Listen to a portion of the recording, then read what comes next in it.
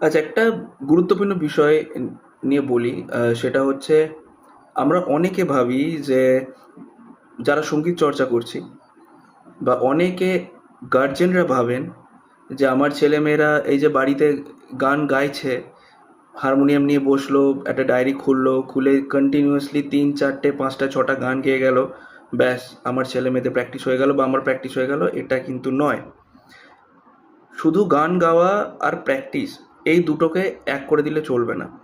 Practice সম্পূর্ণ একটা আলাদা বিষয়, যেটা আমাদের গলায় বসতে যথেষ্ট সময় নেয়। প্র্যাকটিস ধীরে ধীরে আসে। গলার যে স্টেবিলিটিটা সেটা ধীরে ধীরে আরও বাড়ে। নাকি আমি আজকেই বসে গেলাম, 5টা 6টা গান গেয়ে গেলাম, হয়ে গেল না, ওতে কিচ্ছু ইমপ্রুভমেন্ট হবে না। প্র্যাকটিস আরও ইজিলি যদি আমি বোঝাই, একটা ছোট গাছের মতো, যেটা আমি নিয়ে এসেছি, তার টেক কেয়ার করছি, যত্ন করছি, সেটা সময় নেবে 1 বছর, 2 বছর, 3 বছর, ধীরে ধীরে সেটা বড় হবে।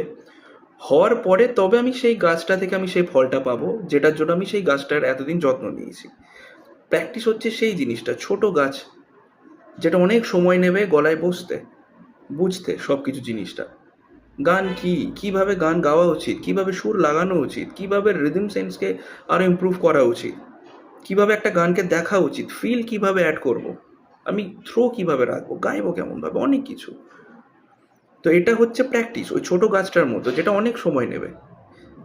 দেন যখন সেটা রেডি হয়ে যাবে, বা আমি হয়তো পুরো বুঝে যাবো যে জিনিসটা কি, কেমনভাবে দেখতে হয়, করতে হয়, তখন আমি গাইতে পারবো, আর সেই গায়কিটাই সবার ভালো লাগবে। তো সেটা হলো, সেই আমি যে গান গাইছি সেটা হচ্ছে ফল। ঠিক আছে, ওই ছোট চারা গাছটা, ওটা ওই যে বড় হলো এত সময় ধরে, ওটা হচ্ছে প্র্যাকটিস। এবার প্র্যাকটিস করেছি, স্টেবিলিটি ইমপ্রুভ হয়েছে, তো এইবার আমি যে গাইছি, সুরের সাথে গাইছি, তালের সাথে গাইছি, ফিল দিয়ে গাইছি, তো সেটা হচ্ছে ফল। তো এই হলো দুটো ব্যাপার। তো এই দুটো ওয়ার্ড, প্র্যাকটিস আর গান গাওয়া, এটাকে কখনোই একভাবে দেখবেন না। আর দয়া করে যারা ভাবছেন যে আমার ছেলে মেয়েরা ক্লাসে যাচ্ছে, শুধু গানের পর গান, গানের পর গান দিয়ে যাচ্ছে, ব্যাস প্র্যাকটিস হচ্ছে, উন্নতি হচ্ছে, কিচ্ছু উন্নতি হয় না ওতে, কিচ্ছু উন্নতি হয় না। হারমোনিয়াম ছেড়ে সারেগামা পাদানিসা বা একটু বড় কিছু পাল্টা বা অলঙ্কার করতে দিন, আসবে না সুরে।